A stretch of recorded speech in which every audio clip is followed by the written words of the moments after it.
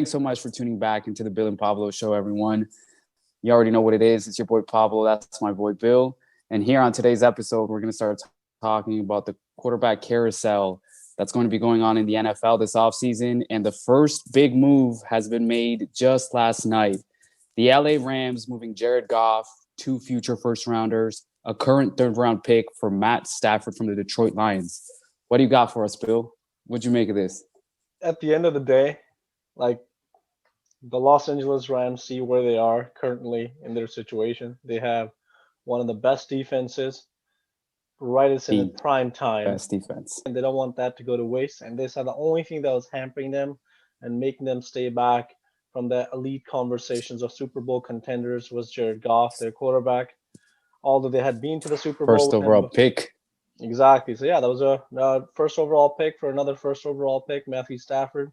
Matthew Stafford's shown a lot more in his career, being on really bad teams with not much help around him, and has still been able to successful.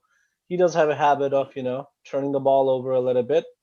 But I think just talent-wise, Matthew Stafford's way more talented, and I think in this point they just don't want that defense. It's very hard to get that defense to the level it is, and you got to take full advantage of it. And if you feel like the only one position that's holding you back is quarterback, then you kind of, do everything you can to make that trade. Did they give up a little bit too much? Sure. As a first round pick himself, 2 first rounders and a third rounder this year. Is that a bit much? Yes. But at the end of the day, I think you kind of have to give up, and you kind of give up whatever you can if you feel like you're just literally one piece away. So I would say that was a good deal for Los Angeles Rams, but do I feel like they gave up a bit too much? Yes, I do. What about you? What do you have? What were your thoughts coming out of this trade? Wow. I had almost an infinite amount of thoughts once I started reading about this story and what exactly had happened, what they had given up, etc. It's a lot to try and process. It's a lot to try and prioritize, but I'll try to give my main takeaways from this point on. Number one, we see now what the Rams really thought about Jared Goff. There's been speculation for the past couple of years now that he wasn't really their guy, that Sean McVay wasn't completely all aboard the Jared Goff train. And even though they offered him an extension in 2019, at the beginning of the 2019 season, everyone thought that was kind of validation that he was going to be their guy moving forward. We now know that wasn't necessarily the case. And we also see what kind of the league's opinion on Jared Goff is, especially with his contract, his extension kicking in this year, in that the Rams had to basically throw in another first rounder to sweeten the pot and get a team like the Detroit Lions to take Jared Goff and his contract. Obviously, on the flip side, I think if you're the Rams, as you said, they've built this team, not only the defense, they've built this team to be among the league's elite. They haven't necessarily had that translate on the field. And with this move, as you said, if they felt that Jared Goff was their piece that was hampering them down, you pull all the necessary stops you need to make to get a quarterback of Matt Stafford's caliber, who, as you also mentioned, has been consistent with the lack of talent surrounding him and the lack of just overall direction in that franchise. So I definitely think LA has really bolstered their Super Bowl chances. I think they had to. Realistically, it was a win now move that they had to make. I think they have something ridiculous, like over $100 million tied up in like 6 players on their roster for this upcoming year. So it was definitely a move that they had to make. The Detroit Lions, I actually thought, were also a big winner in this trade. It's hard. It's not usually that you say that 2 sides won the trade, but I think Detroit did a really, really masterful job given the context. Matt Stafford voicing his displeasure, voicing his desire to want to be moved, really removes Detroit's leverage, as we've seen happen so many times with teams in the NBA and their superstars.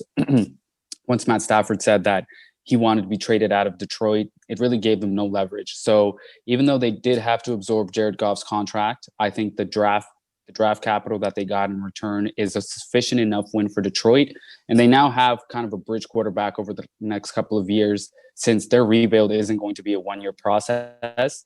But I do believe that with the draft, like I said, the draft capital that they've just acquired, they've speeded up that process of rebuilding just a little bit.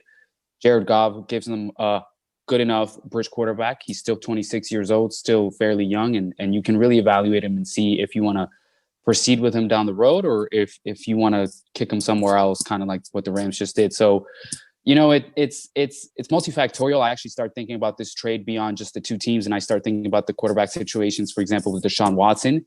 I don't think Deshaun Watson right now is a big fan of this trade, given how much the LA Rams had to give up to get someone of Matt Stafford's caliber, which we look at Deshaun Watson and we realize that he's an even better quarterback. So, his asking price in terms of from the Houston Texans might have just gotten a little bit more steep. I do believe the draft capital, though, is what essentially this trade boils down to, because LA, again, is going all in. They haven't had a first-round pick since I think they took Jared Goff, and now they're mortgaging more of their future, again, in the belief that they can win now. Their defense is ferocious. Matt Stafford has that gunslinging mindset. He is not afraid to make any throw anywhere. I think his arm talent definitely gives him that confidence, and to a certain extent, it's warranted. But I definitely believe that they just upgraded. I think the LA Rams coming into next season should be one of the favorites to come out of the NFC, regardless of what happens this next Sunday in the Super Bowl.